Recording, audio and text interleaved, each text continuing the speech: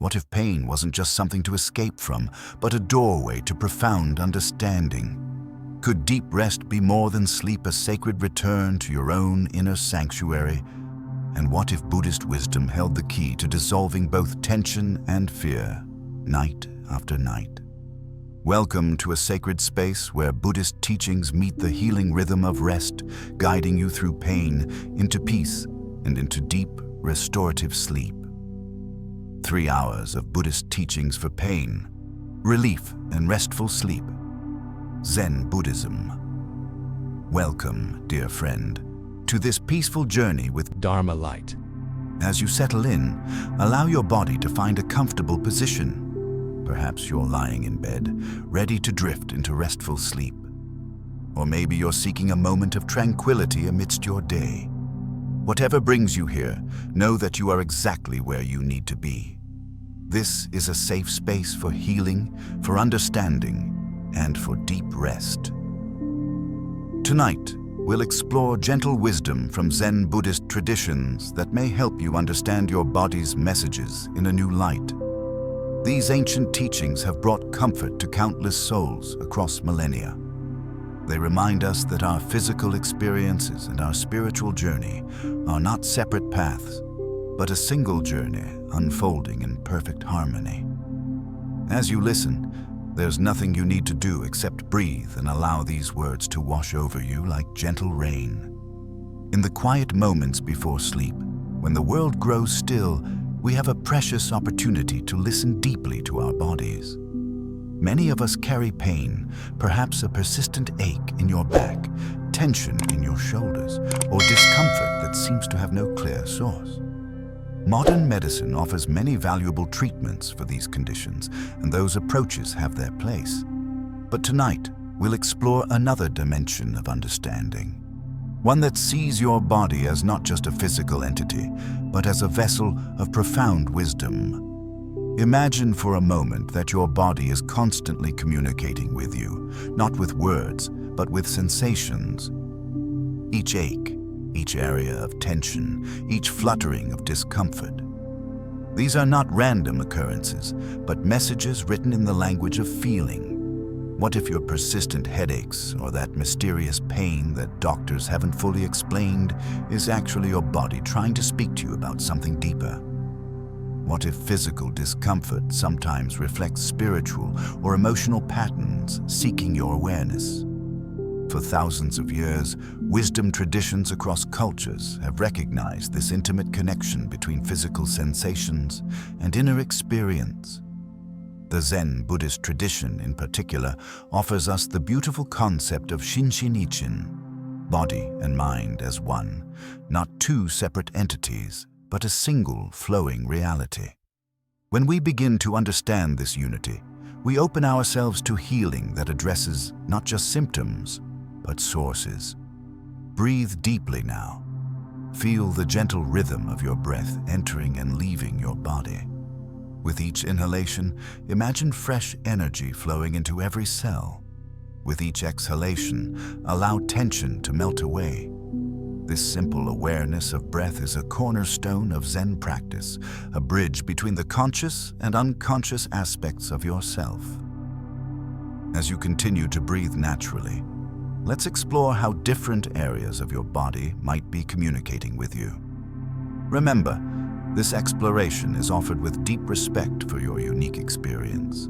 There is no judgment here, only curiosity and compassion. These perspectives don't replace medical care, but complement it with wisdom that honors your whole being. Let's begin with the head, the crown of your physical form. If you experience frequent headaches or tension in this area, Zen wisdom might invite you to consider, are you perhaps living too much in thoughts? Is your analytical mind working overtime trying to solve everything through thinking alone? The Japanese Zen concept of mushin, literally no mind, teaches us that our deepest wisdom often emerges when we allow the thinking mind to rest. Your headaches might be gentle reminders to find balance between thinking and being, between analysis and intuition. Ancient Buddhist texts speak of the head as our connection point to higher awareness. When this area feels constricted or painful, it might reflect a disconnection from your intuitive wisdom. Perhaps your body is inviting you to trust something beyond thoughts. The knowing that resides in silence, in presence, in the spaces between your busy thoughts. With each breath, now imagine soothing energy flowing into your head region. You don't need to change anything or force any particular feeling. Simply allow awareness to rest here with kindness. Sometimes the simple act of bringing gentle attention to an area of discomfort creates space for natural healing to begin. Moving now to the neck, the bridge between your head and your heart. The neck allows your head to turn and see different perspectives. Pain or stiffness here might reflect a certain rigidity in viewpoint, a reluctance to see situations from different angles. In Zen practice, flexibility of mind is highly valued, the ability to adapt to see beyond our habitual perspectives. Your neck also represents the integration of thought and feeling of mind and heart. Discomfort here might ask, is there harmony between what you think and what you feel? Are your actions aligned with your deeper values? The Buddha taught the importance of right view, seeing clearly without distortion. Perhaps your neck is inviting you to align your perceptions more closely with your heart's wisdom. As you breathe, allow your awareness to gently surround your neck area. Notice any sensations present without trying to change them. In this simple noticing, you're already beginning a healing dialogue with your body's wisdom. The throat center relates to expression and truth in many traditions. It governs how we communicate our innermost reality to the world around us. Persistent sore throats, voice issues, or discomfort in this region might be asking, are you speaking your truth? Are there words that need to be expressed, or perhaps words that would be better left unspoken? Zen Buddhism places great emphasis on right speech, communication that is truthful, helpful, and timely. Your throat may be inviting you to examine how you use the power of words. Are you expressing yourself authentically? Are you listening deeply to others? Are you allowing silence its rightful place in your communication? The Buddha once said, words have the power to both destroy and heal. When words are both true and kind, they can change our world. Your throat center might be asking you to bring more mindfulness to how you express yourself and how you receive the expressions of others.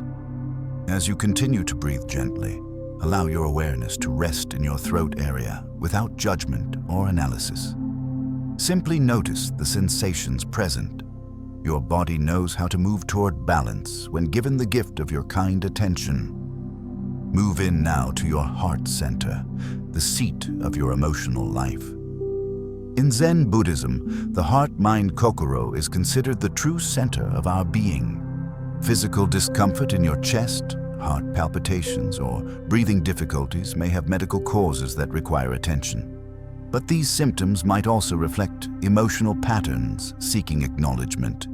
Is your heart carrying unprocessed grief? Have past hurts created protective barriers around your capacity to feel deeply?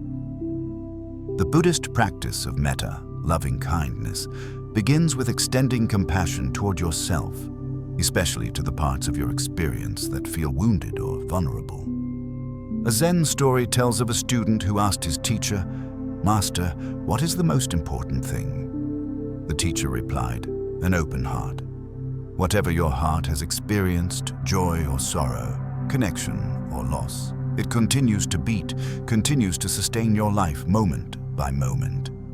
This remarkable organ deserves your friendship, your understanding. Breathe gently into your heart space. Now imagine your breath like a soft light, illuminating this vital center with warmth and acceptance. You might silently offer words of appreciation to your heart for its constant service, its unfailing rhythm that continues even when you're unaware of it. Your lungs, embracing your heart, connect you to the world through breath. Every inhalation brings the outside world into your body.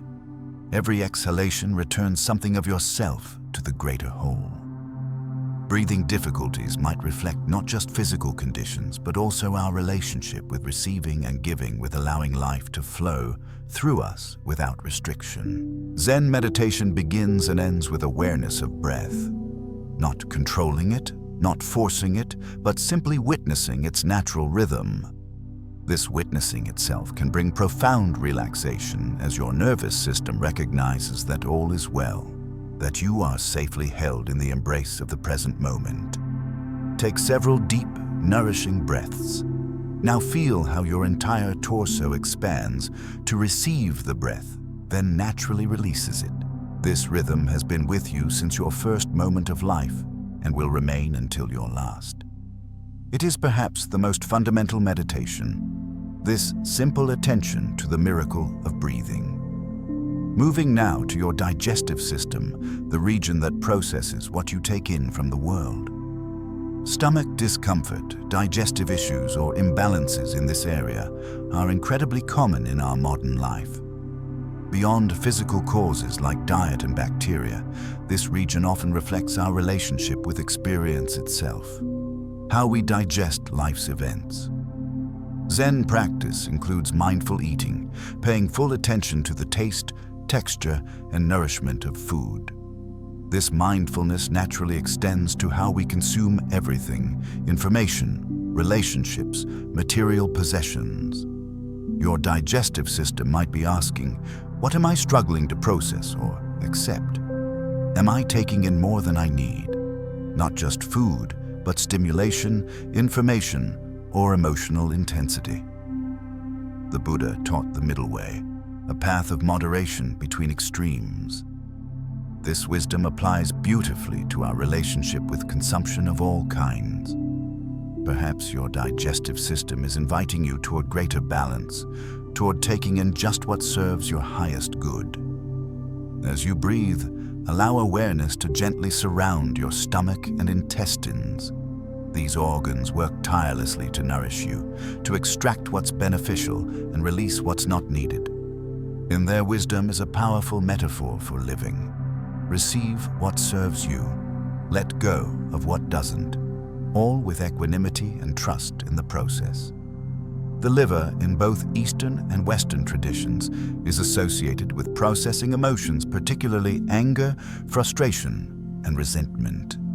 When these emotions become chronic or remain unexpressed, they can affect the function of this vital organ. Liver issues might be asking, where am I holding on to anger? What resentments am I carrying that are ready to be released? The Buddhist practice of forgiveness is not about condoning harmful actions, but about freeing yourself from the burden of carrying resentment. This doesn't mean suppressing legitimate feelings or pretending all is well when it isn't. Rather, it means acknowledging the full truth of your experience while choosing not to be defined or limited by past hurts.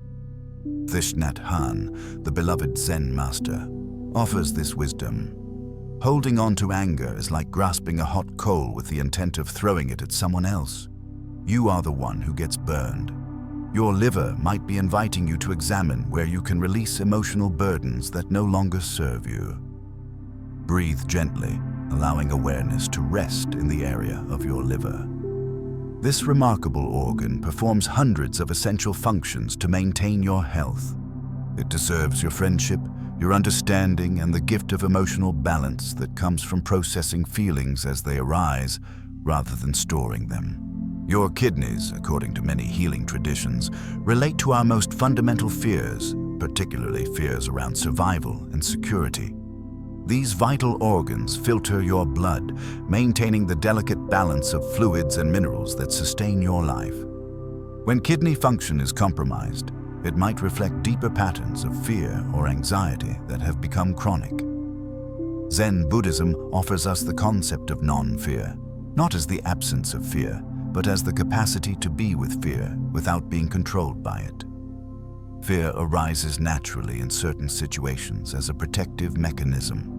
The suffering comes not from the fear itself, but from our resistance to it, our identification with it, our belief that we are our fears. As the Buddha said, fear is a natural reaction to moving closer to the truth. Sometimes what we fear most is not danger, but our own capacity for awakening, for living fully. Your kidneys might be asking you to examine your relationship with fear itself, to recognize where protective caution has perhaps become limiting avoidance. As you continue to breathe naturally, allow awareness to gently surround your kidney region. These remarkable organs are constantly working to maintain your body's delicate balance. They deserve your appreciation, your understanding, and the sense of basic safety that comes from recognizing your intrinsic belonging in the web of life. Moving to your lower abdomen, the region associated in many traditions with creativity, vitality, and procreative energy.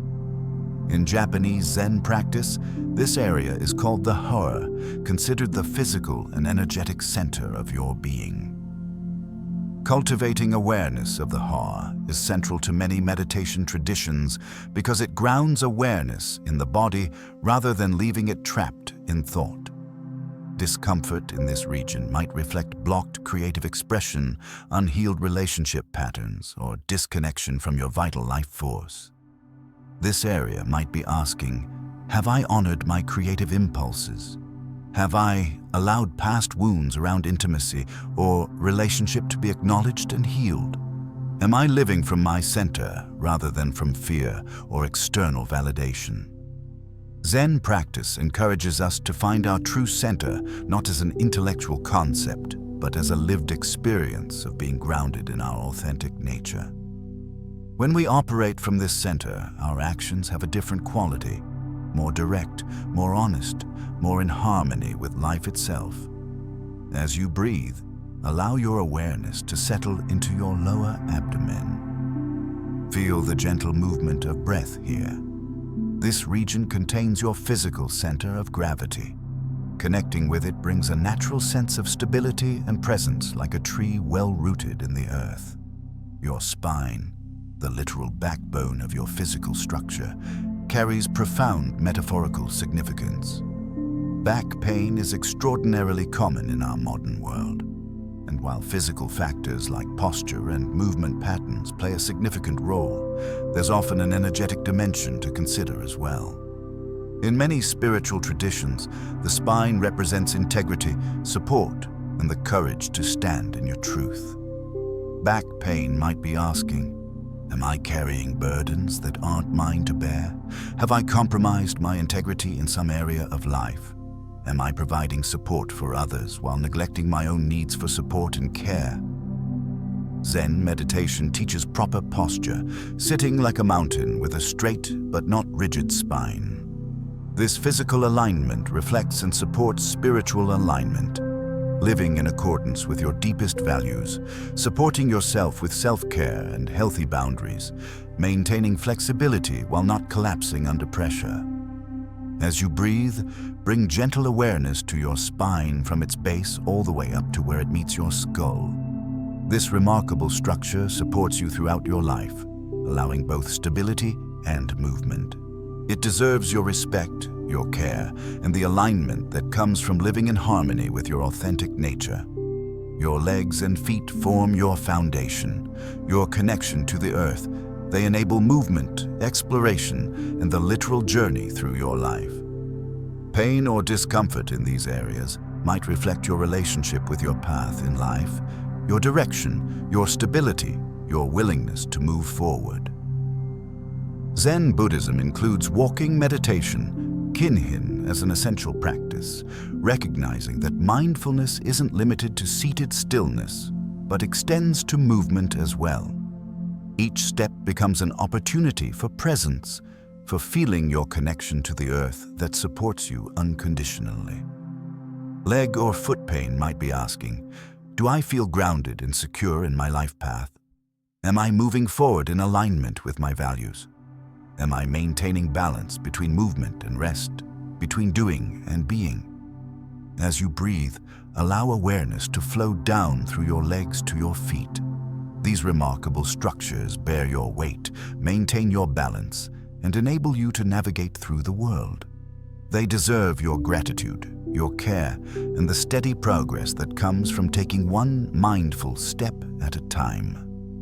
your skin, your largest organ, and your boundary with the world, speaks its own unique language.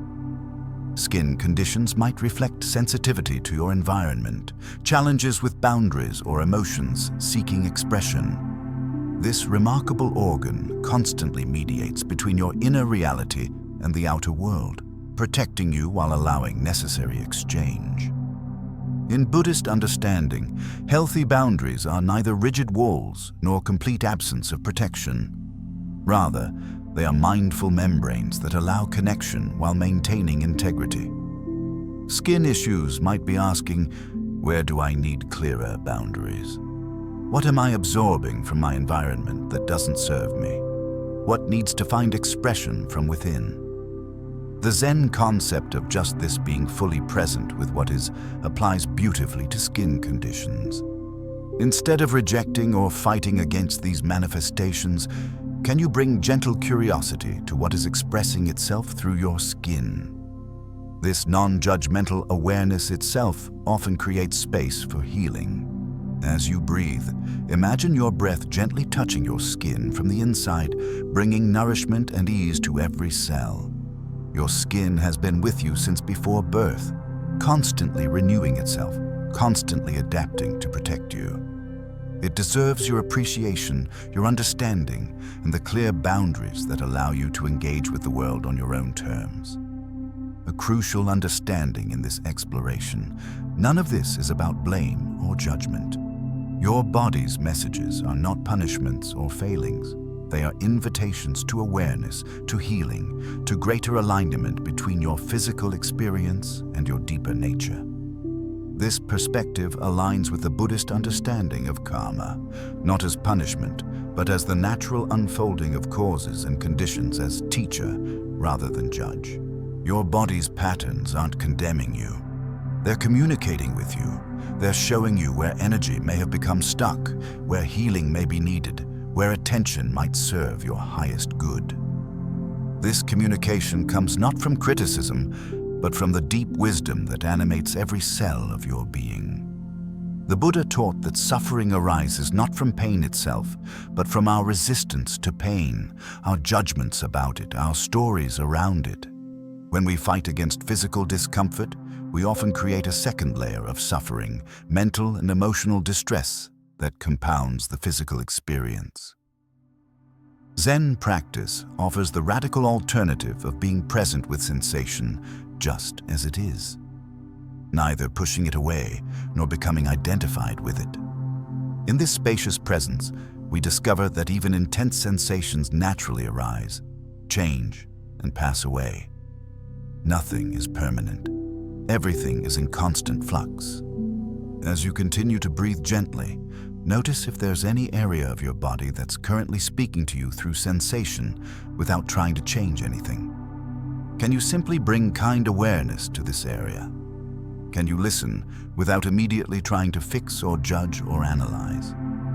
This simple, compassionate presence is the beginning of a healing dialogue with your body's wisdom. Now let's explore some practical approaches for working with your body's messages, drawing from Zen Buddhist traditions while honoring your unique experience. First, the practice of deep listening. Before rushing to silence symptoms, pause and create space to receive their communication. This doesn't mean ignoring medical care. It means complementing it with inner awareness. Zen offers the practice of the body scan. Moving your attention slowly through your body with friendly curiosity, noting sensations without judgment. This simple practice can reveal insights that thinking alone cannot access. Try it now if you wish. Starting at the crown of your head, allow your awareness to slowly move downward. Forehead, eyes, cheeks, jaw, neck, shoulders, and onward through your body. At each area, simply notice what sensations are present. No need to change anything, just acknowledging what is here. This kind of embodied awareness brings you into direct contact with your present experience rather than conceptual ideas about your body. From this direct contact, wisdom naturally arises, not as thought, but as intuitive knowing. The second approach is honoring emotions as they arise in your body. Many physical symptoms have emotional components. Emotions that have perhaps gone unacknowledged or unexpressed. Anger, grief, fear. These aren't just mental states. They're physical experiences that, when suppressed, can manifest as symptoms. Buddhism teaches that emotions are like weather patterns. They arise, they pass. The suffering comes not from having emotions, but from either clinging to pleasant ones or rejecting uncomfortable ones. Practice acknowledging all emotional states with equanimity, recognizing their temporary nature. Zen master Thich Nhat Hanh offers this guidance. Feelings come and go like clouds in a windy sky. Conscious breathing is my anchor. When you notice emotional energy in your body, can you simply acknowledge its presence? Breathe with it. Allow it to be as it is without feeding it with stories. This simple presence often allows emotional energy to move and transform rather than becoming stuck. The third approach is exploring the healing power of presence itself. Many spiritual traditions, especially Zen, emphasize that simply being fully present has enormous healing potential. When you're truly present, energy that has been stuck begins to flow. Patterns begin to shift. Healing becomes possible. The Zen teaching of being present with what is isn't passive resignation. It's active engagement with reality as it unfolds. This presence itself can be deeply healing for body and spirit alike. Practice bringing your full attention to this moment, not divided between past and future, not fragmented among many concerns, but fully here with what is. Notice the sensations in your body, the sounds around you, the rhythm of your breath. In this undivided presence, you touch life directly and healing naturally emerges. A fourth approach is practicing compassion, especially self-compassion. Judging your symptoms or being frustrated with your body only creates more tension. Instead, approach your body with the same kindness you would offer a dear friend who's suffering. The Buddhist practice of metta-loving kindness can be directed towards specific parts of your body that are in pain. Rather than resistant discomfort, try directing thoughts like, "May you be at ease, may you be peaceful," toward areas of tension or pain. Imagine speaking to a part of your body that's in pain as you would to a frightened child, with gentleness, with reassurance, with patience. This compassionate approach creates a very different internal environment than frustration or rejection, an environment where healing is much more likely to flourish. The fifth approach is recognizing patterns in your physical experience. Notice if certain symptoms appear in specific situations or emotional states. These patterns can reveal connections between your physical sensations and your mental, emotional landscape. Zen Buddhism teaches us to notice patterns without becoming entangled in them, to see with clarity but without attachment. This clear seeing is the beginning of transformation. When you recognize, for instance, that your shoulders tense during certain conversations or your stomach tightens in certain environments, you gain valuable information about how your body responds to your life circumstances. This pattern recognition isn't about blame, but about awareness. When you see clearly how various factors influence your physical experience, you gain the freedom to make different choices. Choices that support your well-being rather than compromise it. As you continue to breathe gently, reflect on whether you've noticed any patterns in your body's responses to different situations in your life. This reflection isn't about analysis, but about allowing insight to emerge naturally from your lived experience. The sixth approach is working with qualified practitioners who understand the body-mind-spirit connection. From skilled acupuncturists to somatic therapists to energy workers, many modalities recognize and work with this holistic understanding of health. Remember the Buddhist middle way, avoiding extremes of either rejecting conventional medicine or relying solely on spiritual explanations. Wisdom lies in integration in both and rather than either or thinking. Your healing journey may include various approaches that complement each other, each addressing different aspects of your whole being. Finally, understand that healing is a journey, not a destination. Your body's language will evolve as you evolve. New sensations may arise not as setbacks, but as signs of deeper layers ready to be addressed. The Zen concept of beginner's mind applies beautifully here, approaching each day, each sensation, each practice with fresh eyes, without assumptions about what it should be. This openness itself creates space for healing to unfold in its own unique way. Your body is not your enemy. It's not punishing you. It's your most loyal companion, constantly communicating, constantly seeking harmony. Even chronic pain, even serious illness contains within it seeds of wisdom if we're willing to listen with patience and kindness. As you continue to breathe gently, allow a sense of appreciation to fill you for this remarkable body that carries you through life. Whatever its current condition, whether vibrant with health or challenged by illness or pain, it serves you with incredible intelligence and resilience. It deserves your friendship, your understanding, and your partnership in the journey toward wholeness. The Buddha taught that understanding comes not from thinking about reality, but from direct experience of it. Your body offers you this direct experience moment by moment, the truth of sensation rather than the stories about sensation. When you learn to listen to your body with compassion and clarity, you discover not just information about physical conditions, but wisdom about life itself. As this exploration continues, remember that there's no rush, no destination to reach. Healing unfolds in its own time, in its own way. Your role is simply to create the conditions where healing can flourish. Conditions of awareness, acceptance, and gentle care. Breathe deeply now, feeling the rhythm of your breath moving through your body. This simple breath connects you to all living beings who share this same essential rhythm. It connects you to the trees and plants that create the oxygen you breathe. It connects you to the vast cycles of giving and receiving that sustain all life. In this interconnection, you are never truly alone. Your experience, including any pain or difficulty you may be facing, exists within a much larger context of shared human experience. The Buddha recognized this universal nature of suffering and the universal potential for liberation from suffering. This recognition was not depressing, but profoundly freeing. When we understand that challenges are part of the human condition, we can hold our own difficulties with greater perspective and less personal identification.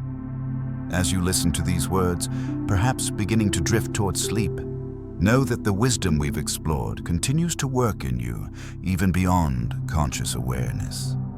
The seeds of healing are planted not just in your thinking mind, but in the deeper soil of your being. These seeds will grow in their own time, in their own way, bringing fruit that may surprise and delight you as your journey unfolds. The Zen tradition reminds us that our essential nature is already complete, already whole. Healing isn't about becoming something you're not. It's about removing the obstacles to recognizing what you already are beneath the layers of conditioning, beneath the patterns of tension, beneath the habits of thought that may have obscured your natural state of well-being. Rest now in this natural state, not trying to achieve or become anything, but simply allowing yourself to be as you are in this moment, complete, whole, exactly as you should be. As you continue to rest and listen, let the gentle rhythm of these words carry you deeper into relaxation. There's nothing you need to do right now except receive. Your body knows how to heal, how to restore balance, how to move toward wholeness. Your conscious mind can simply step back and allow this natural intelligence to do its work. The Zen tradition speaks of wo, action through non-action, accomplishment through non-doing. This paradoxical wisdom reminds us that sometimes the most powerful thing we can do is to stop doing, to cease our striving and controlling, and allow life to flow through us unimpeded. In this state of receptive presence, healing often occurs naturally without effort. Let's continue our gentle exploration of how your body communicates its wisdom through sensation. Remember that this perspective is offered not as absolute truth, but as an invitation to see your physical experience through a different lens, one that honors the profound connection between your body, mind, and spirit. In the Buddhist understanding, these three aspects are not separate entities but different expressions of a single reality. Your thoughts influence your physical state. Your physical condition affects your emotional landscape. Your spiritual awareness transforms how you experience both thought and sensation. These dimensions constantly interweave, constantly inform each other. Consider how quickly your body responds to a thought of danger. Your heart rate increases, your muscles tense, your breathing changes. These physical responses happen automatically without conscious direction. Similarly, when you're physically ill or in pain, your thoughts and emotions are affected. This intimate connection works in all directions, creating a dynamic system that's constantly seeking balance. The Buddha recognized this interconnection over 2,600 years ago, long before modern science began to explore the relationships between stress and illness, between emotional states and physical health. This ancient wisdom doesn't contradict medical understanding, but complements it, adding dimensions of awareness that purely physical explanations might overlook. Let's explore more deeply how this understanding might illuminate your experience of pain or physical discomfort. Pain itself is not the enemy in the Buddhist view. Pain is simply information, the body's signal that something needs attention. The suffering arises not from the pain itself, but from our resistance to it, our fear of it, our stories about what it means. Imagine touching a hot stove. The immediate pain causes you to withdraw your hand, protecting you from further injury. This pain serves a vital purpose.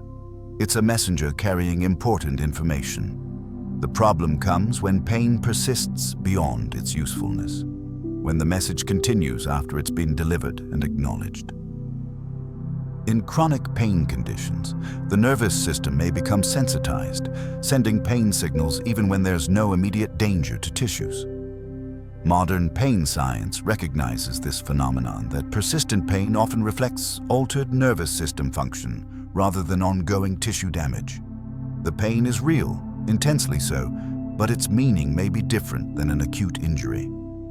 Zen practice offers powerful approaches for working with persistent pain. Instead of fighting against pain or becoming identified with it, we learn to observe it with spacious awareness. We notice its qualities, its location, intensity, texture.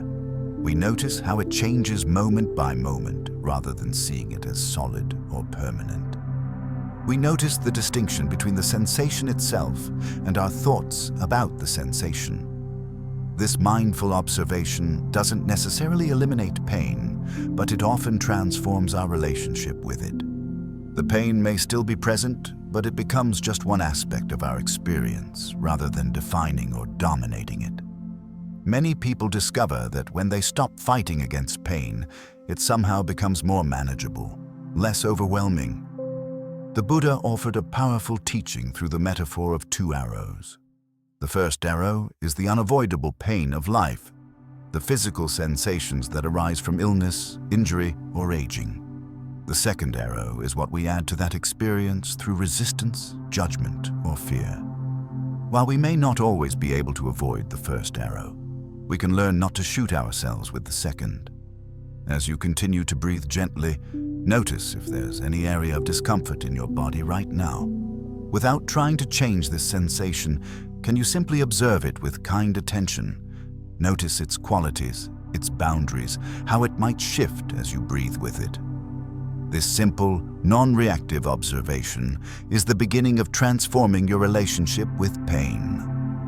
Another dimension of understanding pain comes from recognizing patterns that may connect physical sensations with emotional states or life circumstances. These connections aren't about blame. They're about awareness, about recognizing the wholeness of your experience rather than fragmenting it into separate categories. For example, many people notice that stress manifests in predictable physical ways, perhaps as tension in the shoulders, tightness in the jaw, or discomfort in the stomach. These physical expressions of stress aren't imaginary or just psychological. They're real bodily responses to emotional states. Understanding these patterns gives you valuable information about how your unique system responds to different life conditions. Similarly, physical illness or injury affects your emotional landscape. Anyone who has experienced significant pain knows how it can influence mood, patience, and perspective. Again, these emotional responses aren't weakness or failure. They're natural aspects of being human, of having a body that feels and a mind that interprets those feelings. The Zen approach invites us to see these interconnections, not as problems, but as expressions of our wholeness. Rather than trying to isolate physical symptoms from emotional states, we can acknowledge how they flow into and inform each other. This integrated understanding often opens new possibilities for healing that addressing only the physical dimension might miss. As you listen to these words, perhaps growing drowsy as sleep approaches, know that this wisdom continues to work in you beyond conscious awareness. Your deeper mind receives and integrates these perspectives, allowing new understandings to emerge in their own time, in their own way. Now, let's explore some specific areas of the body and how they might communicate through sensation. Drawing from both Buddhist tradition and contemporary understanding of mind-body connection, the eyes are windows to the visible world, often reflect how we see both literally and metaphorically. Eye strain, vision issues, or eye discomfort might ask, am I seeing situations clearly? Is there something I'm refusing to see? Am I overexposed to stimulation without sufficient rest? The Buddha spoke of right view as the first aspect of the Eightfold Path, seeing reality clearly without distortion from fear, desire, or ignorance. Your eyes might be inviting you to examine how you perceive your life circumstances, to question whether your view is clouded by judgments or projections. Zen meditation often includes periods of keeping the eyes slightly open, gazing softly downward, neither shutting out the world nor fixating on visual objects.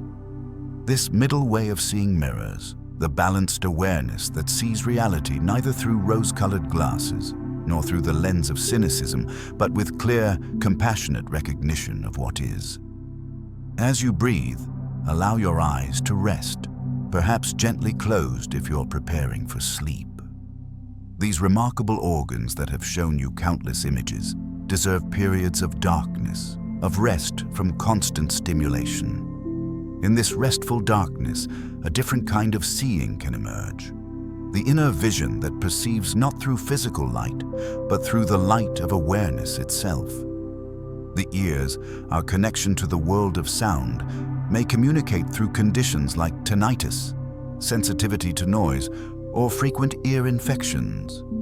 These symptoms might ask, what am I hearing or not hearing? Am I listening to my inner wisdom? Am I overwhelmed by external noise without sufficient silence? Zen practice places great value on deep listening, not just to external sounds, but to the subtle voices of intuition, of conscience, of the heart's knowing. True listening happens not just with the ears, but with our entire being, a receptive presence that takes in not just words, but the spaces between words. Not just sounds, but the silence from which all sound emerges. The Buddha encouraged his disciples to listen with full attention without planning their response while another was speaking. This complete listening creates a very different quality of understanding than the partial attention we often give while our minds are already formulating replies. As you breathe, allow your awareness to rest in your ears, in the sensations of hearing. Notice the sounds around you without labeling or judging them. Even if you're in a quiet environment, there are likely subtle sounds. The whisper of your breath, distant environmental noises, the gentle rushing of blood in your ears. This simple attention to hearing can bring you deeply into the present moment, into direct contact with life as it unfolds. Now, the jaw area carries tension for many people in our modern world. Clenching, grinding, TMJ pain. These common conditions might reflect unexpressed words, suppressed emotions, or the habit of gritting your teeth through difficult situations rather than acknowledging their impact. In Zen temples, meals are eaten in silence with full attention to the act of chewing, tasting, swallowing. This mindful eating naturally relaxes the jaw, allowing it to perform its function without the added tension of rushing or unconscious stress. Your jaw might be inviting you to bring this kind of mindful attention to how you receive nourishment, how you process experience, how you express or withhold expression. As you breathe, allow your awareness to rest in your jaw area. Notice if there's tension here, and without trying to force relaxation, simply invite softening with your attention. The hinge of your jaw is designed to move freely, to open and close without strain. Remembering this natural capacity for ease can itself invite a letting go of unnecessary tension. The shoulders for many people carry the weight of responsibilities, burdens, and stress. Shoulder pain, tension, or restricted movement might reflect what you're metaphorically carrying in your life. These symptoms might ask, am I taking on burdens that aren't mine to bear? Am I reaching out to others for support when needed? Have I found balance between giving and receiving? Zen practice emphasizes the importance of understanding our true responsibility, what genuinely belongs to us to carry and what doesn't. The Buddha taught that we are responsible for our own actions and their consequences, but not for controlling outcomes beyond our influence. Your shoulders might be inviting you to examine where you've taken on responsibilities that aren't truly yours, or where you might benefit from allowing others to share your legitimate burdens. A beautiful Zen saying reminds us, before enlightenment, chop wood, carry water. After enlightenment, chop wood, carry water. Our responsibilities don't disappear with spiritual awareness, but our relationship to them transforms. We carry what's ours to carry with presence rather than resistance, with acceptance rather than resentment. As you breathe, allow your awareness to rest in your shoulders. Notice their position, any sensations present. Without forcing change, simply invite them to release whatever they don't need to hold right now. Imagine them softening, widening, finding their natural posture of dignity without strain. The arms and hands, our implements for action in the world, often speak through conditions like carpal tunnel syndrome, arthritis, or unexplained pain. These symptoms might reflect your relationship with doing, with work, with how you reach out to affect your environment. In Zen monasteries, even the most mundane tasks, cooking, cleaning, gardening, are approached as spiritual practice. This mindful action transforms chores into opportunities for presence, for expressing care through how tasks are performed rather than just achieving results. Your arms and hands might be inviting you to bring this quality of presence to your daily activities, to value process as much as outcome. The Buddhist concept of right action encourages us to consider not just what we do, but how and why we do it. Actions performed with mindfulness, with ethical consideration, with genuine care, have a different quality than the same actions done mechanically or with resentment. This difference is felt not just by others, but in our own bodies. As you breathe, allow awareness to flow through your arms to your hands. These remarkable extensions of yourself have allowed you to touch the world, to create, to connect with others through gesture and embrace. Notice any sensations present without judgment, simply acknowledging how these faithful servants of your intentions might be feeling right now. The chest and ribs create a protective cage around your vital organs, while also allowing the essential movement of breath. Tension in this area might reflect a guarding of your heart emotionally as well as physically. These symptoms might ask, where have I created barriers around my emotional vulnerability? Am I allowing my breath, my life force to flow freely? Is there grief or other emotion being held in this region? Zen practice includes conscious breathing that gently expands the ribcage in all directions, front, sides, and back. This full breathing naturally massages the heart and other organs, bringing fresh blood and oxygen to tissues while releasing tension. Your chest area might be inviting you to breathe more fully to allow emotional energy to flow rather than becoming constricted. In the Buddhist understanding, protection of the heart doesn't mean walling it off from experience, but developing the capacity to remain open even amidst difficulty. True strength comes not from armoring ourselves against feeling, but from cultivating the courage to feel fully while maintaining our center. As you breathe, allow your awareness to surround your rib cage, the protective basket that houses your heart and lungs. Feel how it expands and contracts with each breath, how it provides both structure and flexibility.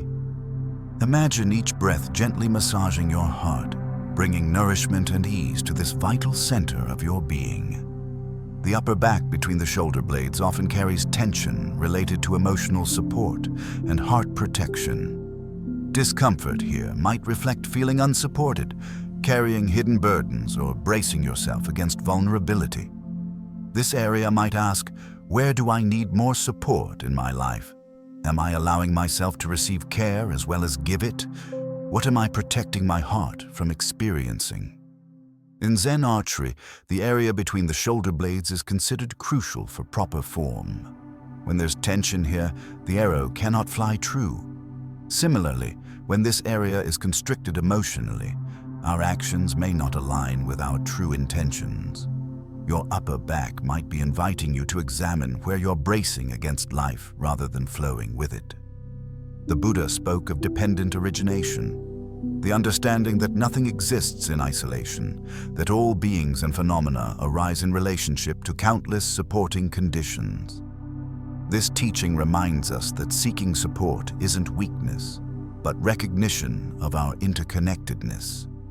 Just as trees with the deepest roots can grow the tallest, humans with the strongest support systems can reach their fullest potential.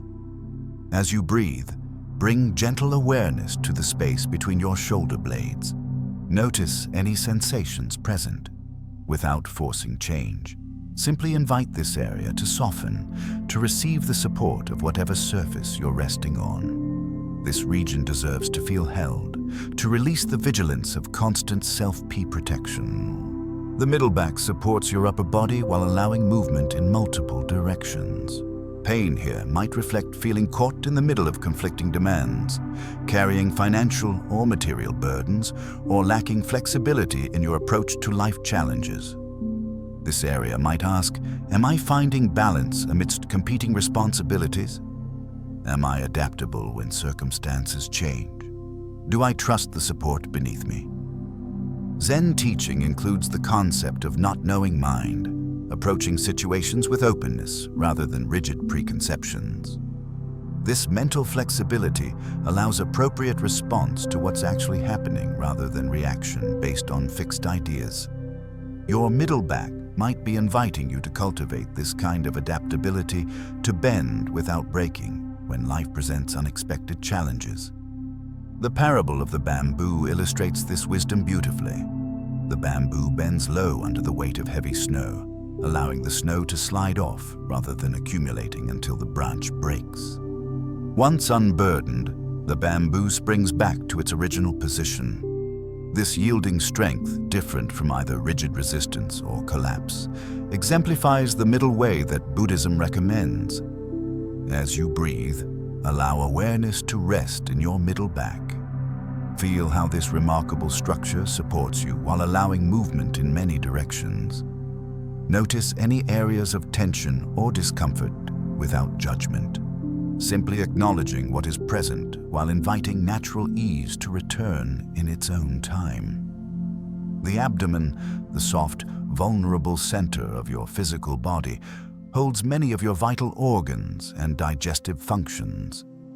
Beyond the digestive aspects we explored earlier, this region also relates to your core sense of safety, stability, and intuitive knowing.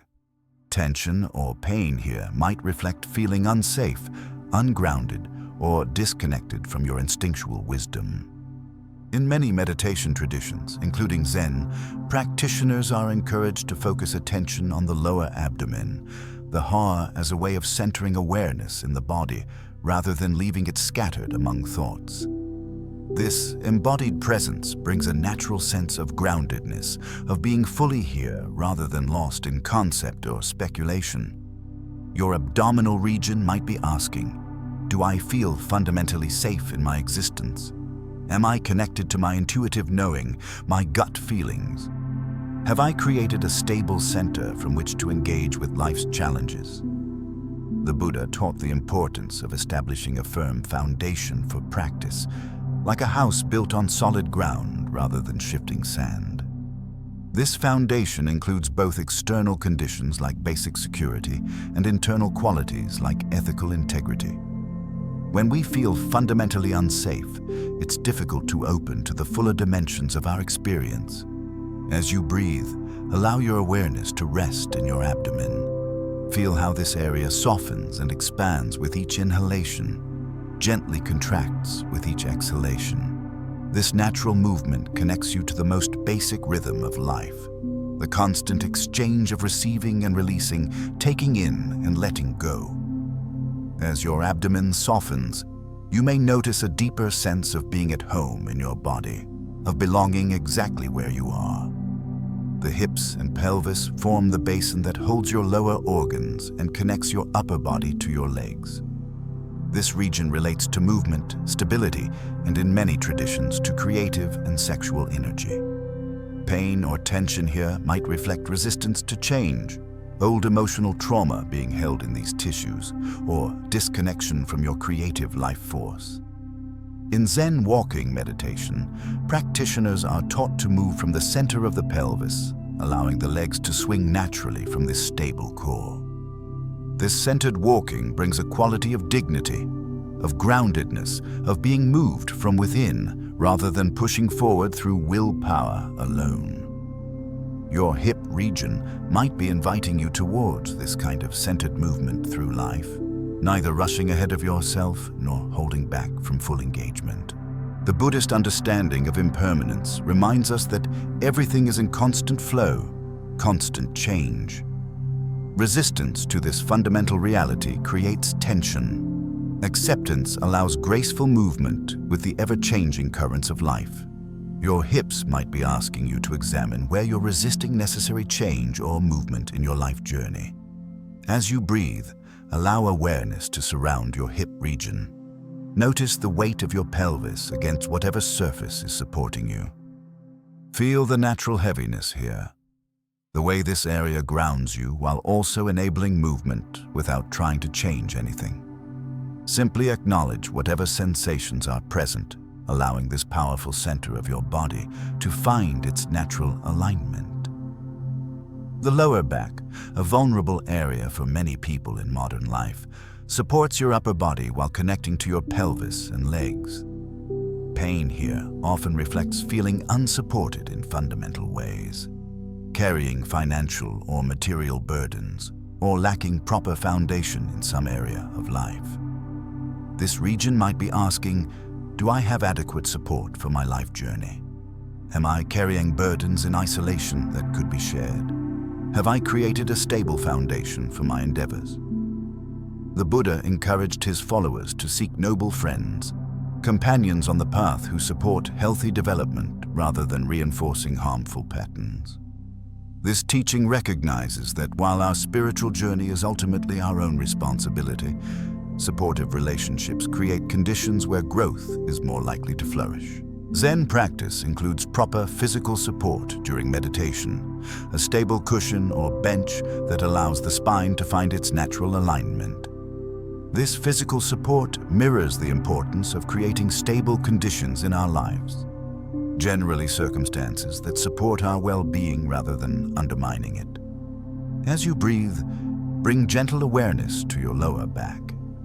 Notice how this region feels right now. Any sensations of tension, discomfort, or ease. Without trying to change anything, simply acknowledge what is present while allowing this vital supportive structure to be held by whatever surface you're resting on. Sometimes, simply recognizing where we need support is the beginning of allowing ourselves to receive it. The knees, the hinges that allow both stability and flexibility in your legs, often speak through pain, stiffness, or injury. These symptoms might reflect your approach to forward movement in life, your willingness to bend rather than break under pressure, or your balance between determination and surrender.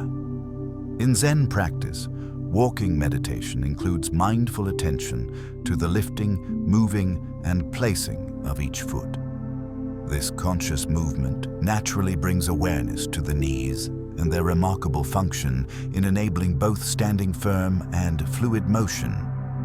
Your knees might be inviting you to find this balance in your life approach. Knowing when to stand your ground and when to yield, when to persist and when to adapt. The Buddhist middle way applies beautifully here, finding the balance between extremes, between rigid inflexibility and collapsing without structure. This balance isn't static but responsive, adapting to changing conditions while maintaining integrity. As you breathe, allow awareness to rest in your knee joints. These remarkable hinges have supported you through countless steps, allowed you to sit and rise again, adapted to varying terrains throughout your life journey. Notice any sensations present without judgment, simply acknowledging how these faithful servants of your mobility are feeling in this moment. The ankles, often overlooked until they hurt, provide essential stability while allowing intricate adjustments to varying surfaces. Ankle pain or weakness might reflect feeling unstable in your life path, lacking adaptability to changing circumstances, or uncertainty about your direction. Zen practice includes full attention to each step during walking meditation, feeling the contact of foot with ground, the subtle adjustments each ankle makes to maintain balance. This mindful attention brings appreciation for these complex joints that literally keep us stable as we move through the world. Your ankles might be inviting you to notice where you need more stability in your life path, or perhaps greater adaptability to uneven terrain. The Buddhist teaching of impermanence reminds us that stable footing doesn't mean rigid fixity, but skillful adaptation to constantly changing conditions. True stability comes not from resisting change, but from developing the inner resources to respond appropriately as circumstances evolve. As you breathe, bring gentle awareness to your ankle joints. Feel how they connect your feet to your legs, how they enable both stability and movement. These complex structures have supported literally every step of your life journey.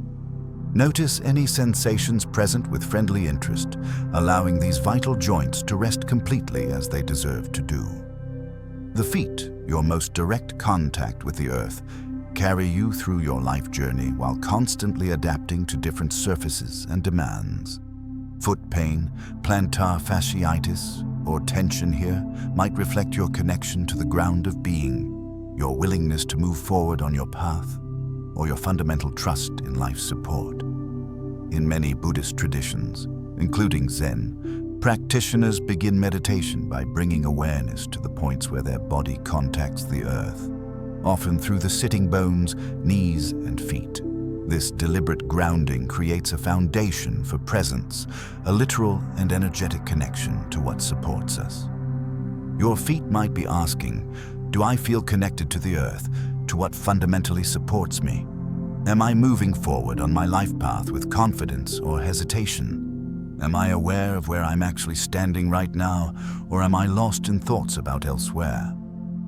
The Buddha encouraged his followers to be islands unto themselves, not in the sense of isolation, but in the sense of finding stability within, rather than constantly seeking it externally.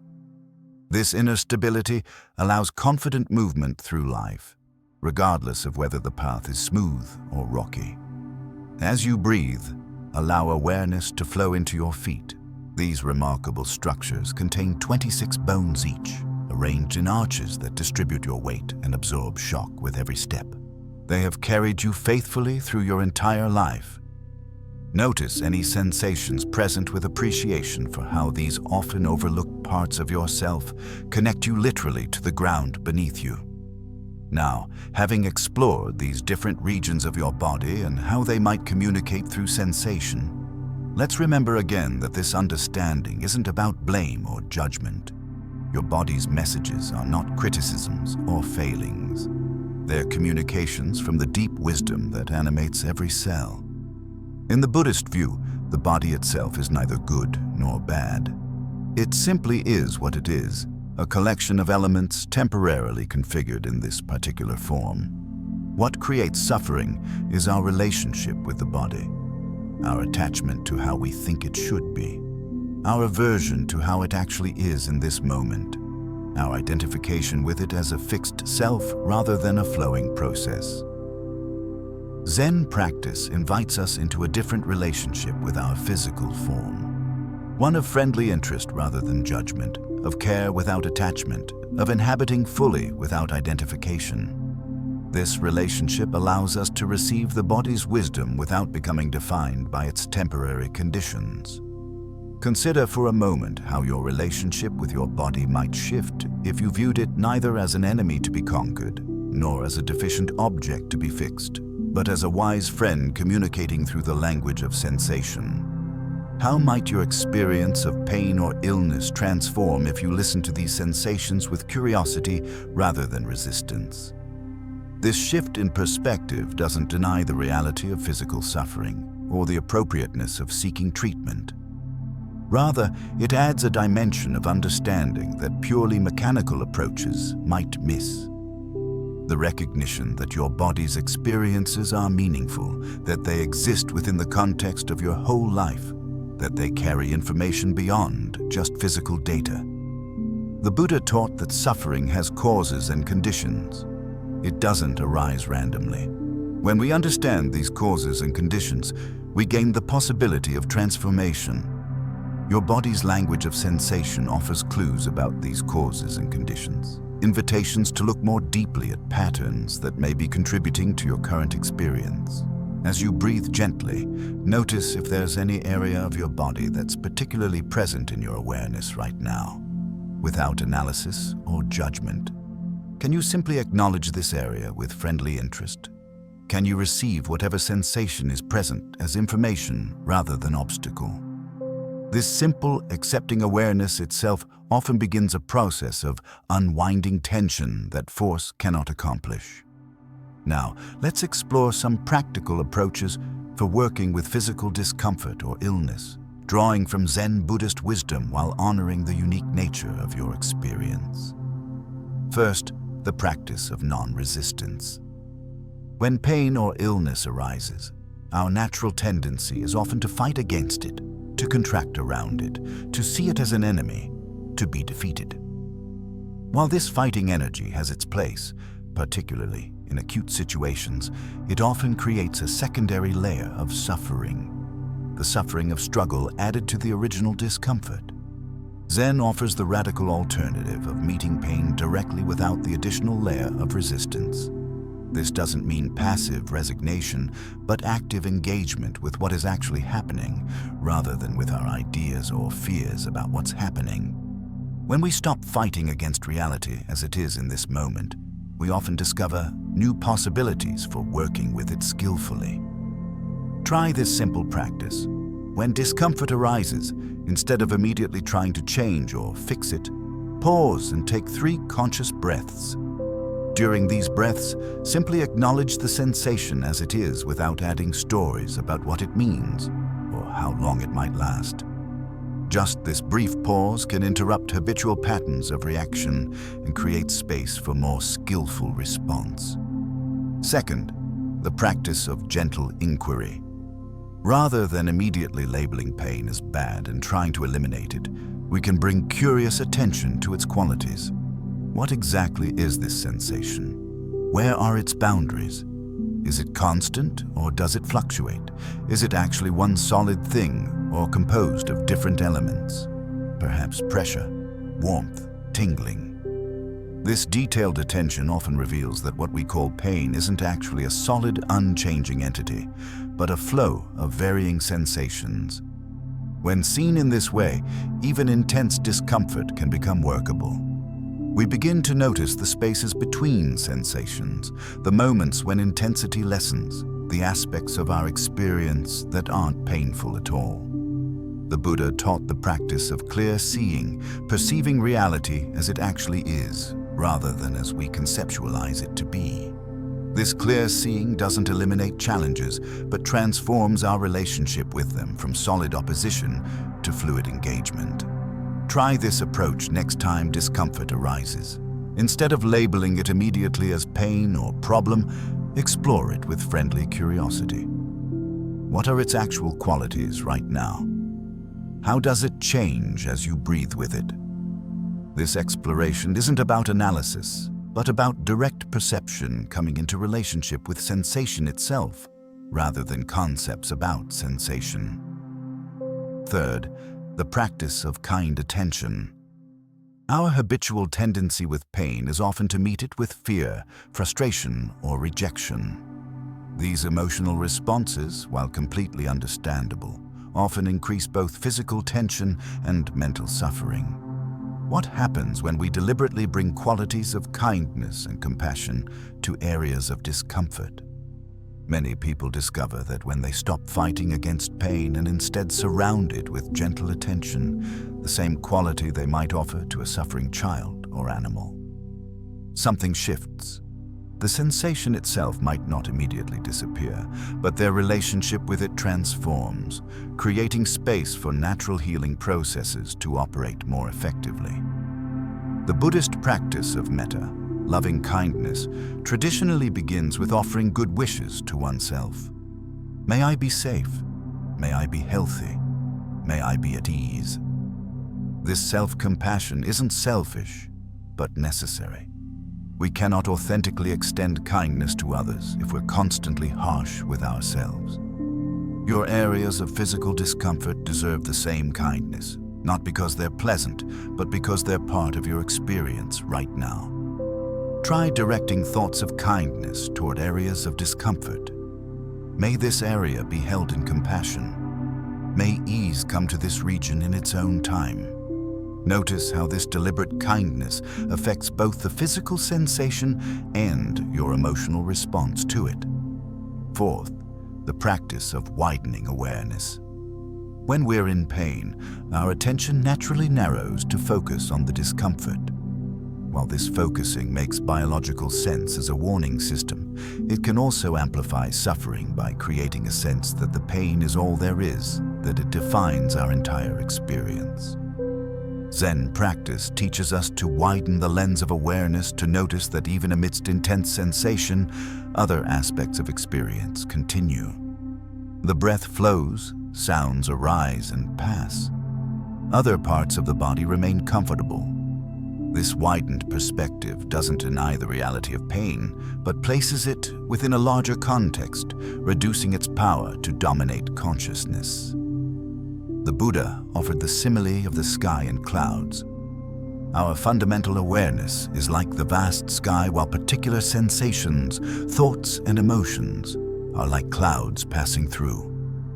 No matter how dark or stormy the clouds, the sky itself remains unharmed, unchanged in its essential nature.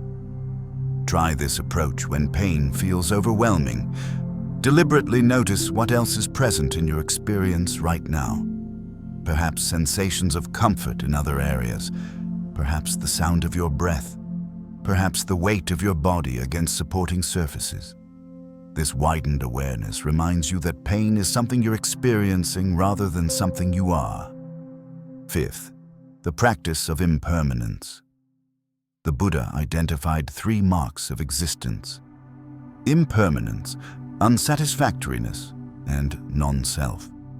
of these impermanence offers particular wisdom for working with physical discomfort. Everything changes. Everything flows. Nothing remains fixed forever. Not even the most intense pain. When we're suffering, time often seems to stop, creating the feeling that this will never end.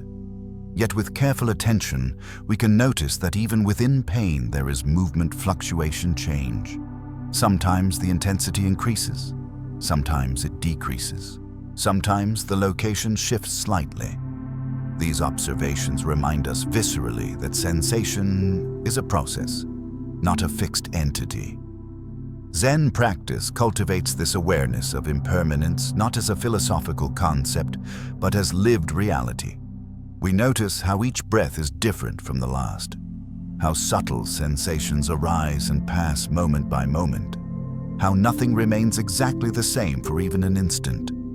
This direct perception of flow can be profoundly liberating when working with pain or illness. Try bringing awareness to the changing nature of sensation. Notice how discomfort isn't actually static, but in constant flux. Even the most persistent pain has moments of greater and lesser intensity, shifts in quality or location. Recognizing this flow doesn't eliminate the sensation, but can transform your relationship with it from solid opposition to fluid acknowledgement. Sixth, the practice of finding meaning without blame. When illness or pain becomes part of our journey, it's natural to ask why, to seek meaning in the experience. The danger comes when this search for meaning turns into self-blame or simplistic cause and effect thinking. Buddhist understanding of karma is much more nuanced than the popular idea that everything happens for a reason or that suffering is punishment for past actions. Rather, karma recognizes the vast complexity of causes and conditions that create any particular experience, some within our control, many beyond it. Finding meaning in physical challenges doesn't require blaming yourself or others. It might mean recognizing what your body's messages have to teach you about your unique path, about your relationship with life itself. These lessons come not as punishment, but as invitation, opportunities to grow in awareness, compassion, and wisdom through direct experience. The Buddha didn't teach a path of avoiding difficulty, but of engaging with it skillfully, of finding the liberating potential within even the most challenging circumstances. Whatever physical conditions you're experiencing, whether temporary discomfort or chronic illness, contain within them seeds of wisdom if approached with patience and kind attention. As you continue to breathe gently, reflect on whether your current physical condition might be offering any particular wisdom for your path right now. Not as blame, not as punishment, but as information about how you might move to a greater wholeness and alignment. Seventh, the practice of appropriate action. While Zen emphasizes acceptance of present reality, this acceptance isn't passive resignation, but the foundation for skillful response. Once we've clearly seen what is without resistance or denial, we can take whatever actions are appropriate to address suffering. This might mean seeking medical treatment, changing diet or exercise patterns, modifying environmental factors, or adjusting how you use your body in daily activities. The difference lies in the quality of these actions, whether they come from panicked reactivity or centered response, from rejection of what is or clear seeing of what's needed. The Buddha taught the Noble Eightfold Path, which includes both wisdom and ethical action. This teaching recognizes that insight without appropriate response remains incomplete. Your body's messages deserve not just acknowledgement, but skillful action based on clear understanding of what will best serve your well-being. Consider what actions might support your body's healing and balance right now. These might be conventional medical approaches, lifestyle adjustments, or subtle shifts in how you relate to your physical experience. Whatever actions you choose, let them arise from clear seeing rather than fear or compulsion. Finally, the practice of patience and trust. Healing rarely proceeds in a straight line or according to our preferred timeline. The body has its own wisdom, its own rhythm of regeneration and renewal. Often, the most supportive stance we can take is patient accompaniment, neither forcing change nor giving up hope, but trusting the innate intelligence that animates every cell. Zen practice cultivates this patience through activities that cannot be rushed. Sitting meditation, careful attention to simple tasks, the slow unfolding of understanding through direct experience rather than conceptual shortcuts. This patient attention allows natural processes to operate without the interference of anxiety or demand. The Buddha taught that suffering, while universal, is not the end of the story. Within every experience of difficulty lies the potential for awakening, for greater understanding, for more authentic connection with life as it actually is, rather than as we wish it to be. As you continue to breathe gently, perhaps growing drowsy as sleep approaches, allow a sense of basic trust to permeate your being. Your body, despite whatever challenges it may currently face, contains remarkable wisdom. It knows how to heal countless small injuries without your conscious direction. It maintains the incredibly complex balance of thousands of biochemical processes, moment by moment. It deserves your trust, your patience, your partnership in the journey toward balance.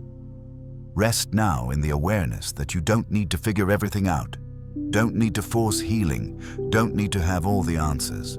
Your role is simply to listen with kindness, to respond with wisdom, and to trust the intelligence that has guided your body's functioning since before you were conscious of it.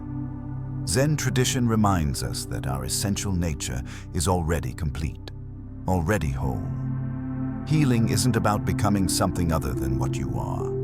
It's about removing the obstacles to recognizing and expressing your inherent wholeness.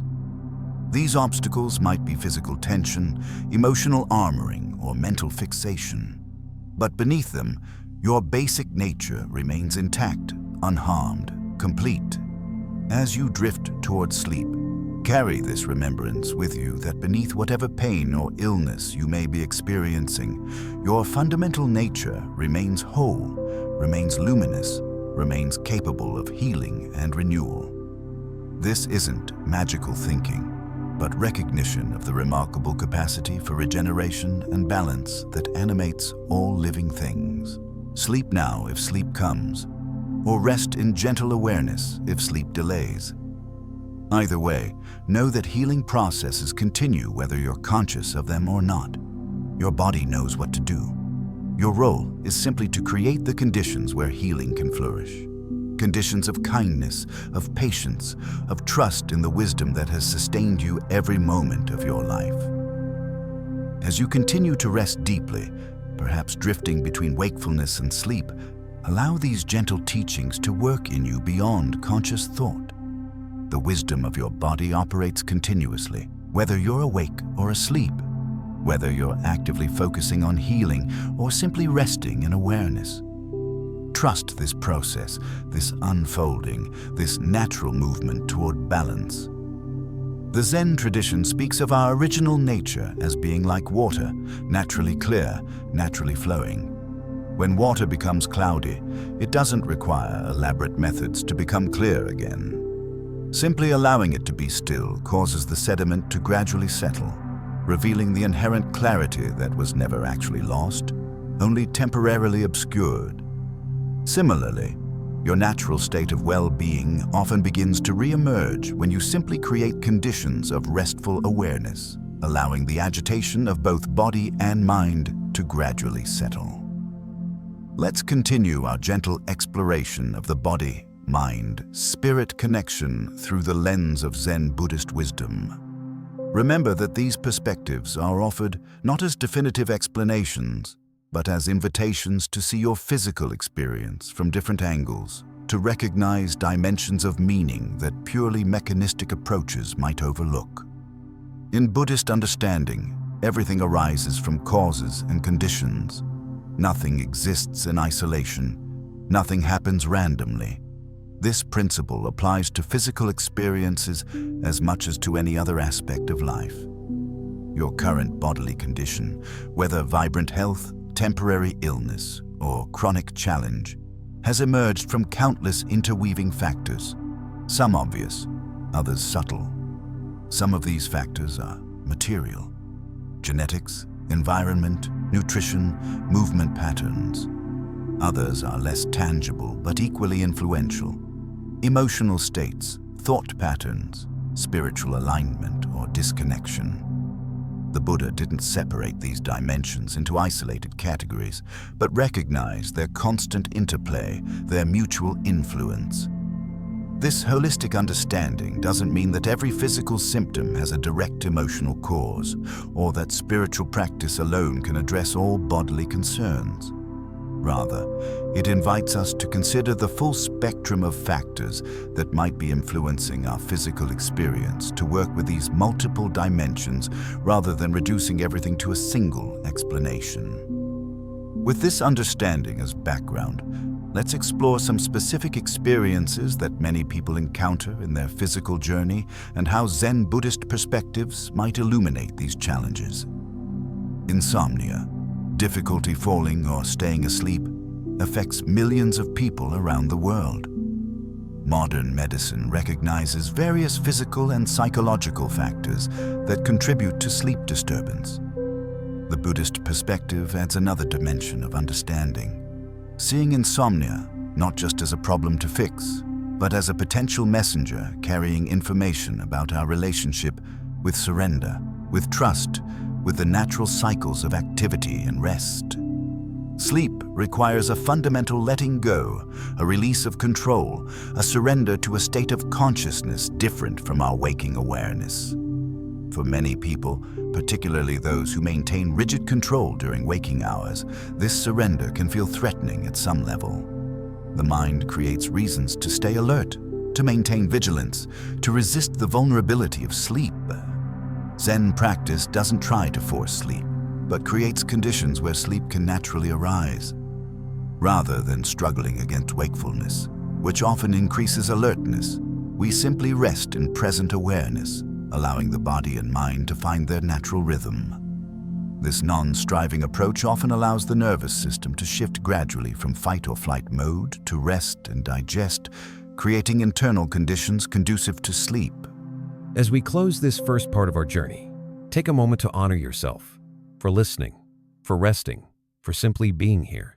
You've opened a sacred dialogue between your body, your mind, and your deeper self. This awareness alone is already a profound act of healing. Remember, the path of Zen is not about rushing or reaching, it's about returning to presence, to breath, to trust in the wisdom that already lives within you. This is only the beginning. In the next part of this series, we'll go even deeper into the body's messages, exploring how Buddhist teachings can guide us through insomnia, anxiety, and emotional unrest not as enemies, but as teachers. If this journey has touched you, I invite you to subscribe to Dharma Light and leave a comment below. What part of today's reflection resonated most with you? Your sharing may support someone else on their path. Until then, may you continue to rest in stillness, in compassion, and in the gentle rhythm of your breath. See you in the next chapter.